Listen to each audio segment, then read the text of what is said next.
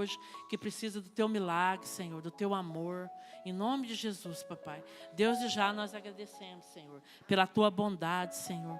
Cuida deles, papai. Eles são teus anjinhos, Senhor. Em nome de Jesus. Amém.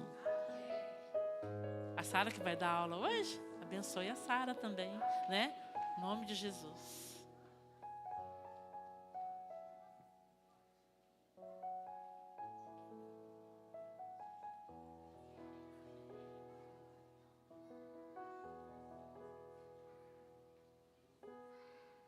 Graças a paz, igreja. Amém. Deus abençoe vocês, em nome de Jesus. Pode se assentar. Gente, como Deus já falou com a gente esse culto, não é?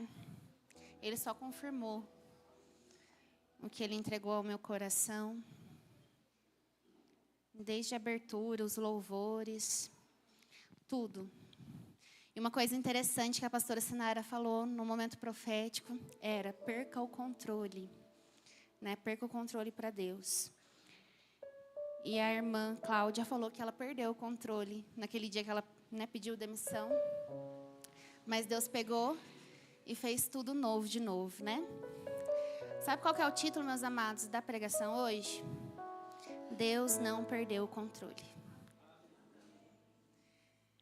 Olha como Deus vai fazendo, vai falando conosco, né?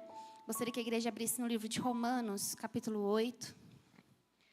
Nós vamos ler do verso 34 ao 39, amém?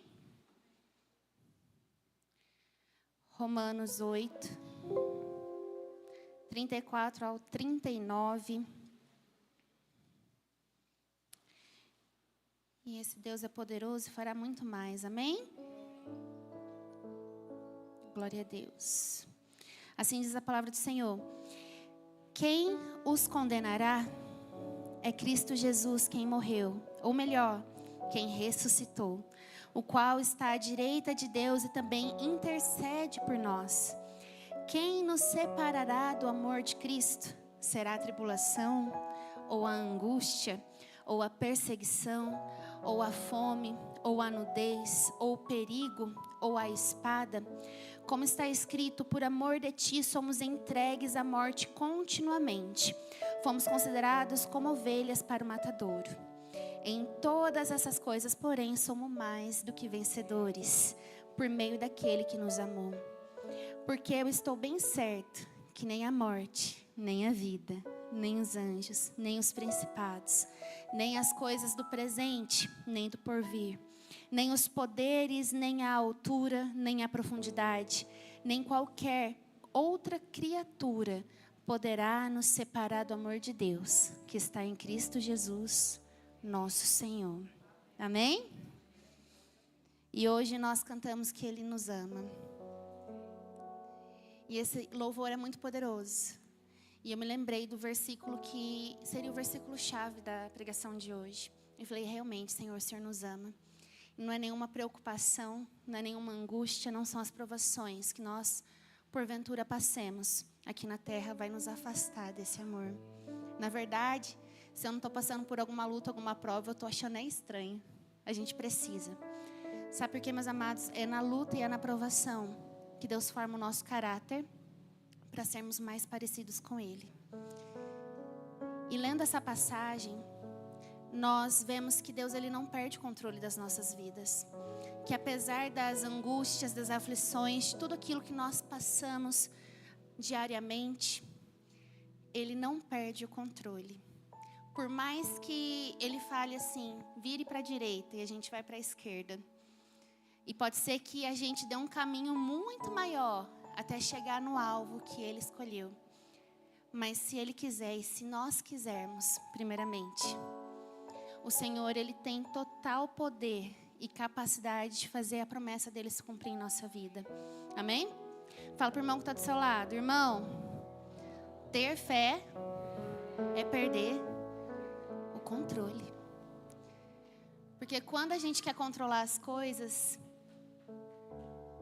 quando a gente quer controlar, às vezes, alguma doença apenas com remédio, e os remédios são bons, amém? Veio para nos curar, tirar uma dor de cabeça, nos ajudar. Mas por vezes, meus amados, é a oração, é a fé que cura. E nós precisamos perder esse controle da nossa mentalidade humana, de achar que nós não vamos alcançar, que nós não iremos conseguir, amém? E nós vemos que desde o início, Adão, ele pecou e desde o início Deus já teve um plano. Ele falou assim: Satanás, eu não perdi o controle.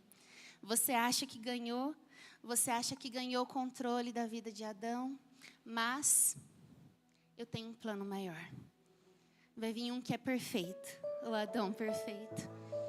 E em Gênesis 3 ele vai falar isso. É a primeira profecia sobre a vinda de Jesus, que ele fala que ele esmagará a cabeça da serpente. E Jesus é quem? Ele é filho de Deus. E é inacreditável, porque também nós somos filhos de Deus, através de Cristo Jesus, através daquela morte de cruz. E a palavra de Deus fala que nós também temos esse poder de pisar na cabeça da serpente. Ou seja, essa mesma autoridade que o Senhor deu para Jesus está sobre nós. O poder de declarar o nome de Jesus sobre toda a situação que nós temos passado. E então Satanás, ele achou que ele tinha vencido no primeiro pecado. Mas Deus, ele não perdeu o controle, amém? Ele não perde o controle da nossa vida. Então Deus, ele pega Abraão e ele faz uma promessa. O que eu quero dizer para você é que Deus, ele não perde o controle também das promessas. Porque por muitas das vezes passam-se anos. E a gente acha, nossa, aquela promessa. A gente começa a duvidar. A gente começa a murmurar. E eu me recordo de uma promessa que estava ali, ó, pertinho deles. Mas eles demoraram 40 anos para chegar nessa promessa. Justamente por murmurar. Sabe por quê, meus amados? A nossa boca, ela é profética, amém? Então, se a gente murmura, se a gente duvida, nós não estamos duvidando de que algo pode acontecer. Nós estamos duvidando de que Deus é capaz de fazer aquilo acontecer. Sendo que Ele é totalmente capaz, Ele é o dono do ouro e da prata. Amém? Ele é o dono da sua saúde, foi Ele que criou. Foi Ele que fez você. Então Ele tem o total poder. Então Ele promete para Abraão uma descendência. Ele fala, sai da tua tenda, porque está limitando a sua visão. E por muitas das vezes nós temos que sair daquilo que limita, porque apenas nós enxergamos aquilo, eu não enxergo para fora do que está à parede. Mas o Senhor, Ele queria que Abraão tivesse uma visão ampla daquilo que Ele queria fazer na vida dele. E Ele prometeu. E os anos passaram, demorou um pouquinho, mas Deus cumpriu. Ele não perdeu o controle da situação. Eu acho que veio alguém falando assim, ih, Sara, não vai dar certo não. Fala para Abraão se deitar com Agar, que é mais fácil. E aí, meus amados, Abraão vai e faz isso, sem consultar ao Senhor. E Ismael nasce. E até hoje, né, é um povo contra o povo de Israel, por uma consequência, uma atitude. Algo que foi do controle deles, não do controle de Deus, amém? Mas Deus, Ele não perdeu o controle, mesmo assim nasceu Isaac. E a mesma promessa de Abraão estava sobre Isaac. E Isaac teve 2 filhos. Ele orou e Deus mandou 2 nações. A pastora Sinara até pregou esses dias, né? Teve Esaú e teve Jacó. E a gente pode ver aí que teve 2 quebras de aliança, amém? Teve quebra de aliança na família. Por conta de Abraão, 2 irmãos quebraram uma aliança. E aí, o que Isaac aprendeu? Eu quebrei uma aliança. Então, ele amava mais Esaú do que Jacó. E essa rivalidade fez os irmãos novamente quebrarem uma aliança. Então, já foi a 2ª geração. Aí, Jacó falou assim, nossa, é tão bom não ser amado pelo meu pai, que eu vou amar mais um filho meu. De 12, ele amava um, especialmente o José. E aí acontece a 3ª geração, mais uma quebra de aliança. E se José não tivesse perdoado os irmãos dele, isso ia se repetir. Mas a partir do momento que Deus escolheu José, que por muitas das vezes ele falou assim, perdi o controle, estou na cisterna. Perdi o controle, eu estou sozinho, eu estou esquecido, eu estou num palácio. Perdi o controle, eu estou numa prisão. E agora, eu falei para ele, fala sobre mim, e depois de anos, o Senhor, ele não perdeu o controle. E José, ele se torna governador do Egito. Mas antes ele teve que ser preparado, moldado, para que quando chegasse a hora dele estar com os irmãos dele, ele não repetir, mas ele criar a aliança novamente. E falei, eu perdoo vocês. E Deus, ele quer fazer isso conosco. Às vezes nós quebramos alianças.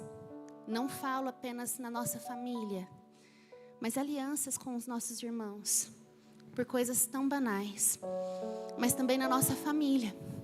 Às vezes pode ser que você não converse com o irmão seu, com um tio, com uma prima. Eu fazia muitos anos, pastor Sinara, que não falava com meu irmão. Mas não é porque eu não queria, não tinha nenhum contato dele, sabe? Ele mora, acho que há 10 anos em Portugal. E ele é muito na dele, assim, não demonstra amor, muito seco. E aí, chegou dia 11 de novembro. E minha mãe fazia tempo que não falava com ele também. Ela estava lá em casa, eu falei, ô mãe, hoje é aniversário do Diego. Ela, é verdade. Vou ligar para ele, será que ele vai me atender? Eu falei assim, pode ser uns 90% que não. Mas ele atendeu. E eu pude falar com ele. Pude conhecer os meus sobrinhos através de um vídeo. E ele conversou comigo. Minha mãe falou assim, eu te amo, meu filho. E eu também pude falar. E o olhinho dele, por mais que ele seja mais seco, eu nunca vi aquele menino chorar. E a gente via lacrimejar. E eu falava assim, nossa, eu sou tão próxima dos meus irmãos. E eu falava para Jesus, e o Diego? O que é dele? Será que ele ouve falar do Senhor? Será que onde ele está, ele vai numa igreja, ele congrega? E Deus, ele quer tampar esses buracos. Ele quer fazer a gente fazer aliança de novo. Porque nós crescemos juntos, amém? E nós, como igreja, estamos crescendo juntos. Até crescer uma estatura perfeita, completa. Amém? E então José, ele viu e compreendeu que Deus em nenhum momento perdeu o controle da vida dele. E ele perdoou. E ele quebrou esse ciclo. Amém? E é isso que o Senhor, ele quer fazer em nossas vidas. E a gente passando um pouquinho mais para frente, nós vemos Davi. Davi pode ser que ele tenha se achado esquecido quando ele cuidava de ovelhas. Samuel foi lá para ungir. E o pai dele apresentou todos os irmãos, menos Davi. E Samuel falou assim, nossa, mas você não tem mais nenhum, porque não é nenhum deles. E foi aí que se lembraram de Davi. E, meus amados, o que é lindo é que por muitas das vezes a gente se acha esquecido. Mas é nessa solitude nossa que Deus está tratando e trabalhando o nosso coração. Deus, antes de fazer Davi rei, ele precisava fazer Davi pastorear, cuidar, amar ele acima de todas as coisas. Sabe por quê, meus amados? Vamos abrir em Gênesis, e agora deixa eu ver onde que é, Gênesis 49, verso 8.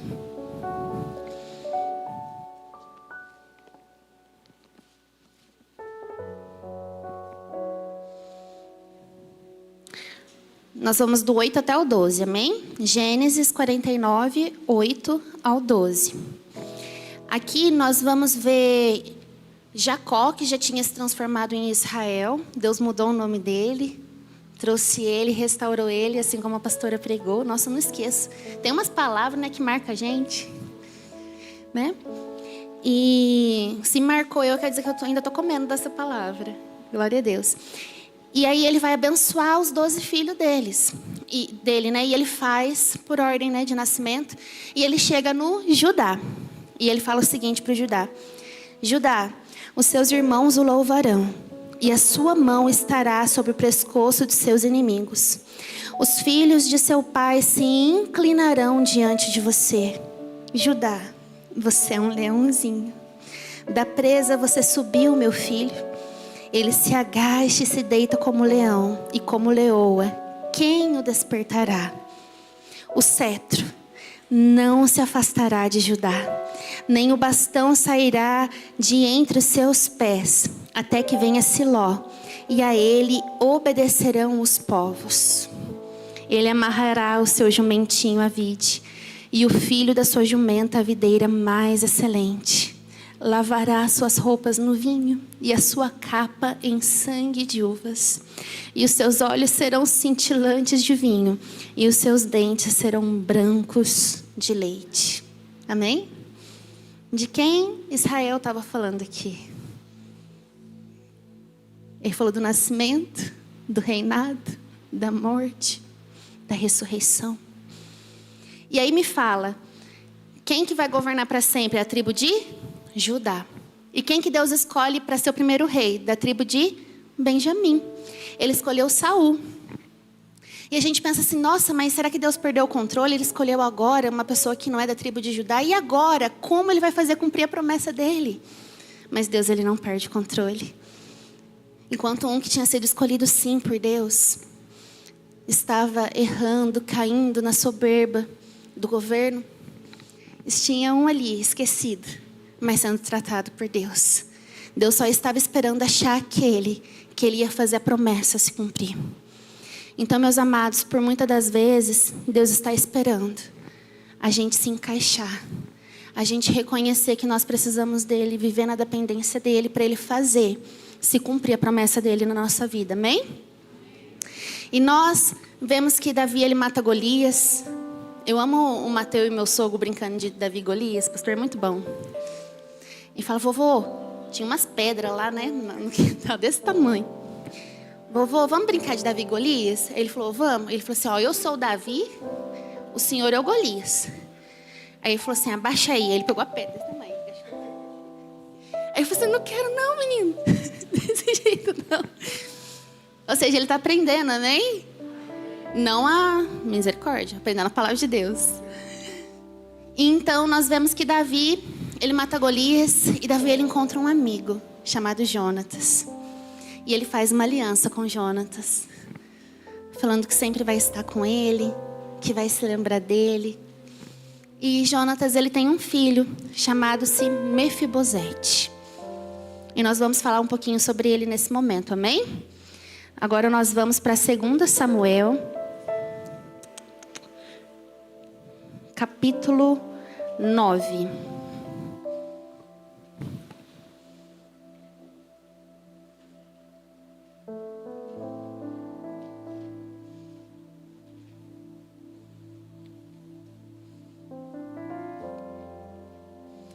Se você ainda não conhece Mefibosete, a história dele, no capítulo 4 vai falar que ele, fugindo da guerra com a sua babá, ele infelizmente caiu e se machucou. Ele ficou coxo, né? Ficou manco e não conseguia mais andar. Amém? Então, só tem esse versículo falando sobre Mefibosete, é o 4:4, e depois apenas no capítulo 9 vai falar novamente sobre ele. Vamos lá, 9:1. Um dia Davi perguntou, será que resta ainda alguém da família de Saul para que eu use de bondade para com ele por causa de Jonatas? Havia um servo na casa de Saul cujo nome era Ziba. Chamaram-no pedindo que viesse falar com Davi. O rei perguntou, você é Ziba?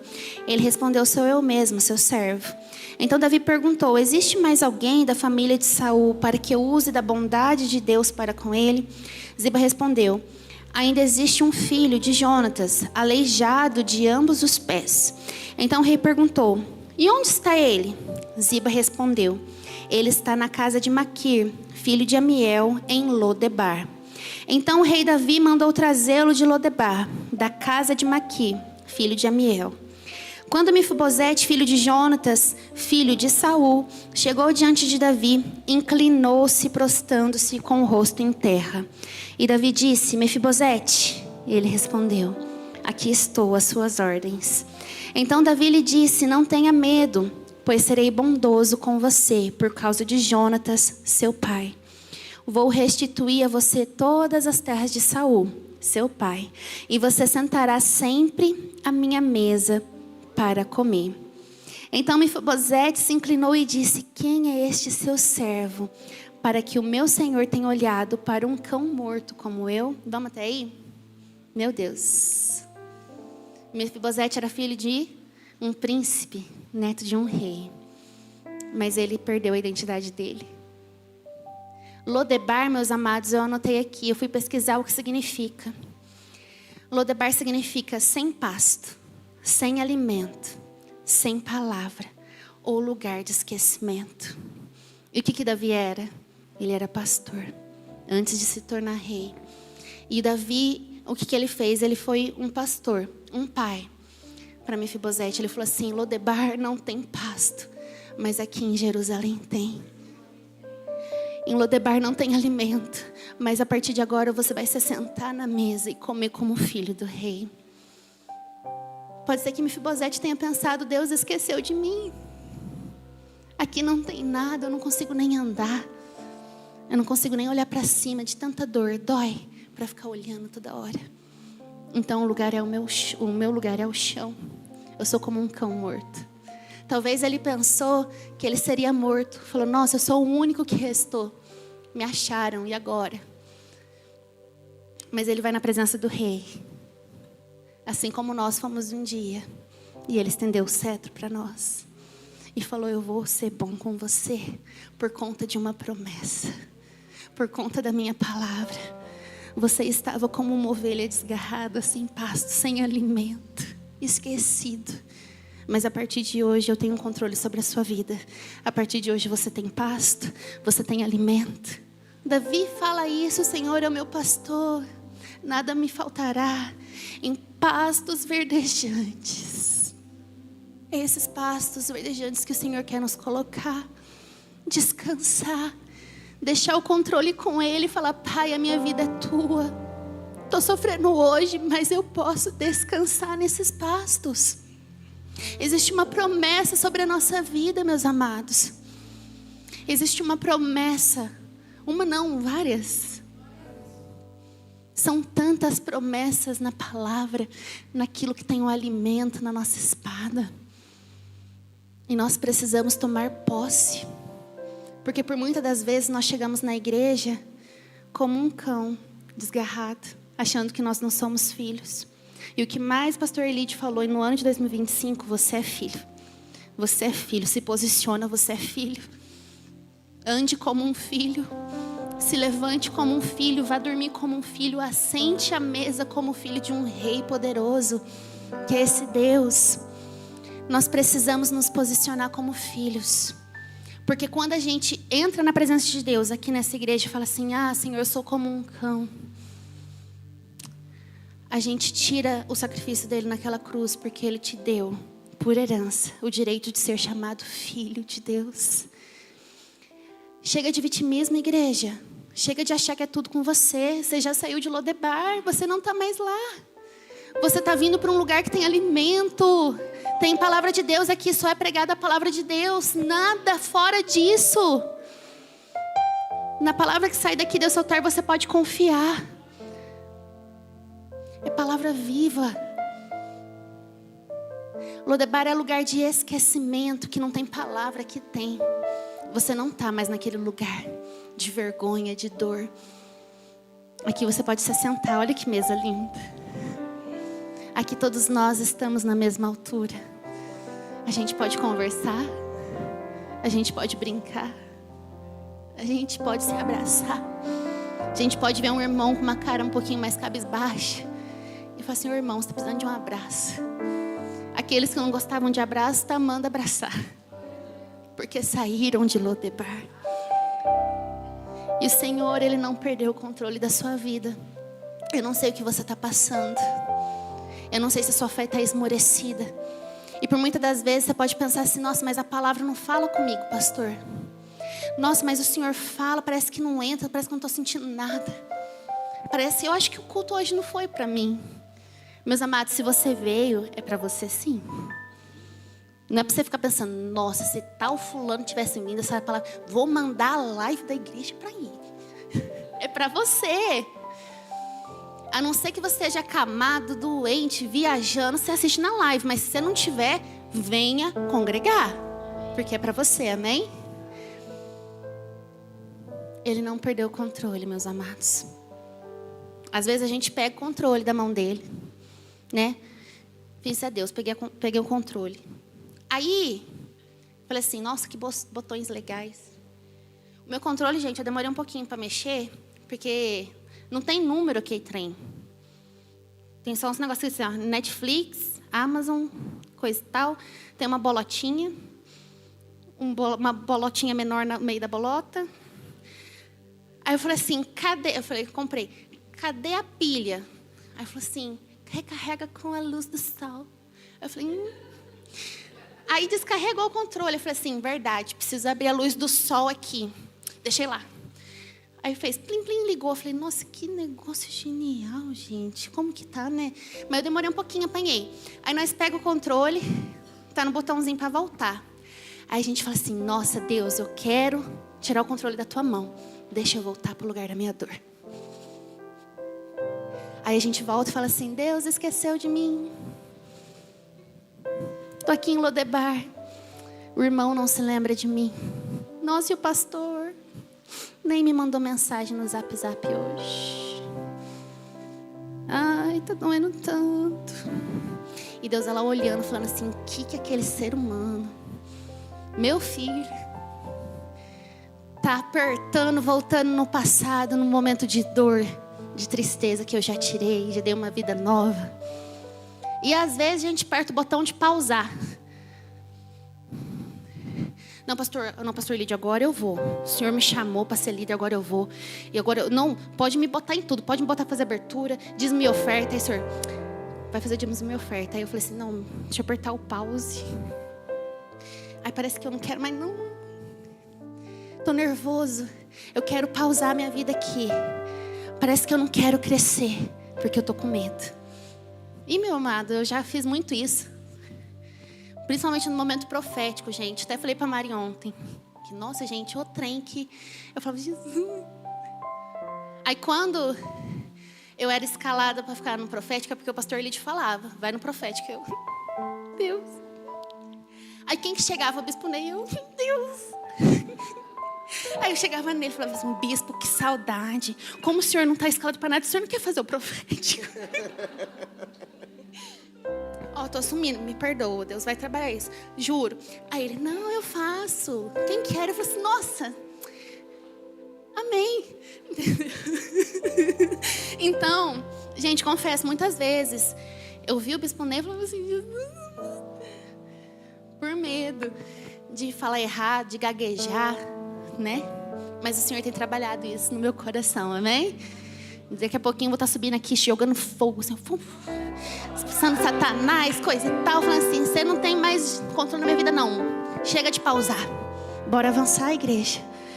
Amém? E eu quero falar sobre o último, que é o meu preferido, Jesus. Deus nunca perdeu o controle da vida dele e do filho dele. Porque ele amava Jesus. E nos ama também, porque também somos filhos dele.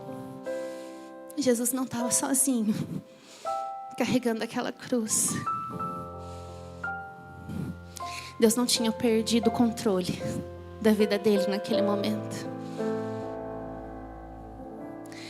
Quando Jesus estava ali para dar o seu último suspiro, eu acho que Deus só acelerou e falou assim, agora é o fim. E acabou aquele filme.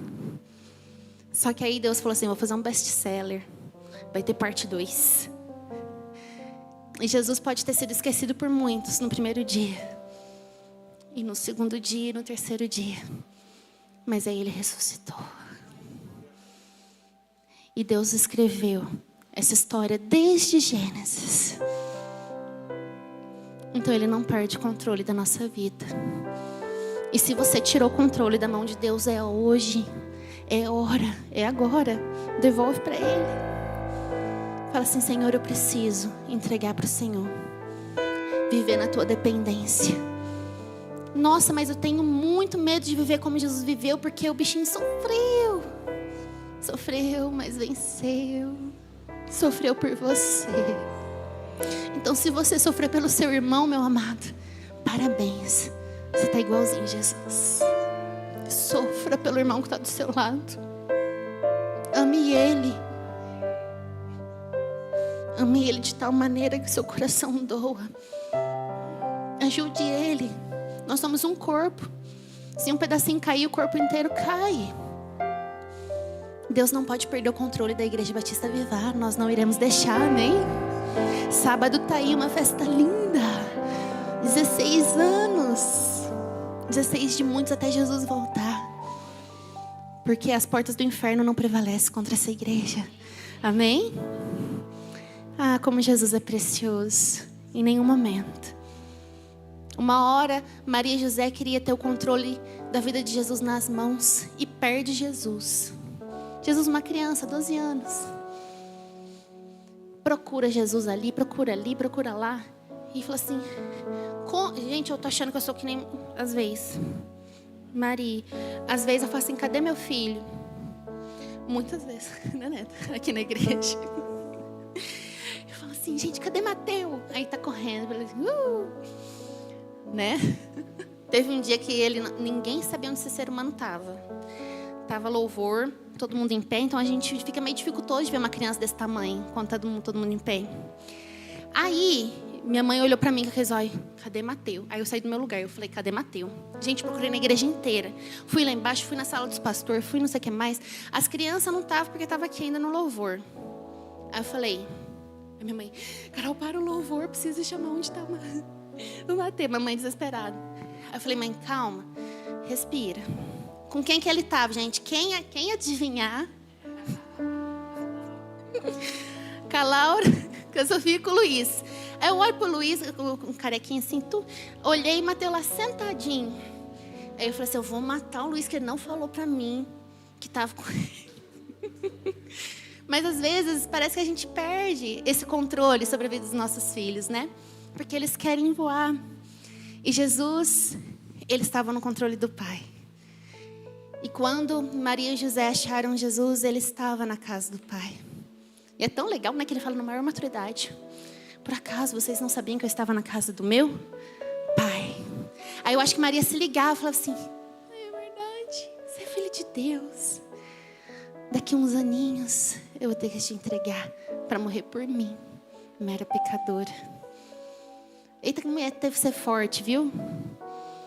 Eu falo, teve que ser forte. Deus deu essa força para ela, amém? Deus ama nós. E Ele quer ter o controle das nossas vidas. E enquanto estava fazendo essa palavra, né, no momento do Davi, que ele foi pastor de ovelhas, o Senhor falou muito no coração sobre nós, pastores. Porque eu era improvável, eu jamais pensei. Nunca nesse Brasil, eu falei assim, nossa, quero ser pastora, não. Mas Deus, Ele sabe os planos que tem para nós. E eu sei que daqui vão sair muitos pastores que estarão pregando aqui. Sabe por quê? O reino não pode parar. É o membro se tornando líder, o líder diácono, e vai subindo, e vai crescendo, para vir mais pessoas. Amém? E eu falei assim, nossa, Deus tem um cuidado com o pastor. Não é fácil ser pastor, não, né? Às vezes, a gente apanha um pouquinho. Principalmente do bispo, né, pastor Milton? Quando ele marca a reunião e já tem uma mesa preparada com comida, aí eu já sei que, ó... Porque primeiro Jesus fez assim, primeiro deu o pão e o vinho, depois, pá! Então, eu já me preparo. Mas Deus, Ele tem um amor pelos pastores. Porque Ele quer preparar. O pastor, na verdade, ele tem um coração de amor. E todos nós temos um pouquinho do pastoreio. Toda vez que nós cuidamos de alguém no nosso serviço, na escola, na faculdade, na nossa casa que ainda não se converteu. Toda vez que nós derramamos amor, nós estamos derramando um pouquinho de pastoreio sobre a vida deles, né? E se você for ver, grandes homens da Bíblia, antes de serem líderes, governantes, eles eram pastores. Assim como Davi, assim como Moisés. E o que Deus quer falar para nós nessa noite é que nós precisamos aprender a cuidar de corações. Nós precisamos aprender a ser pastoreados. Amém? E Jesus, Ele é o bom pastor. É o maior, melhor pastor que já existiu. É aquele que dá a vida pelas ovelhas. Ele é aquele que deixa as 99 para salvar uma. Só que aí o povo fala assim, nossa, mas que conta doida, né? 99 não vale mais do que um, gente. Em questão de, né, matemática, é muito maior ter 99 do que ter um. Só que eu vejo o seguinte, se fosse aqui na nossa igreja, ó. Vem aqui, Neto, você é o 1. Aí a pastora Carol vai atrás da ovelha perdida, né? Aí ele vai deixar as 99. Eu vou deixar, no caso, né, as 99. Só que a 99 tá sozinha. Tem 1, 2, 3 pastores, um tanto de líder, outros que vão ser líder, não sei o que mais, eles não estão sozinhos. Deus não deixa as 99 sozinhos, Ele deixa com pessoas preparadas para conduzir o pasto. Amém? Pode ir. Então, meus amados, Ele ama o pastor. Jesus nasceu, quem que Ele foi avisar? Os pastores. E eu creio que daqui vai vir muitos. Então, perca o controle. Se o pastor Elídio, o pastor Sinar falar assim, filho, vai lá em cima, dá um testemunho. Você fala, eu não estou pronta ainda. Deixa ser trabalhada. Amém? Comece, se você sente esse desejo no coração, chame a gente. Pastor, eu sei fazer isso. Então bora. Pastor, eu sinto vontade de fazer isso. Então bora. Vamos crescer no reino, vamos trabalhar para Jesus. Pastor, eu gosto de evangelizar, então bora, o Neto está se movimentando aí para voltar com tudo, amém? Até não sobrar cadeira aqui neste lugar, amém?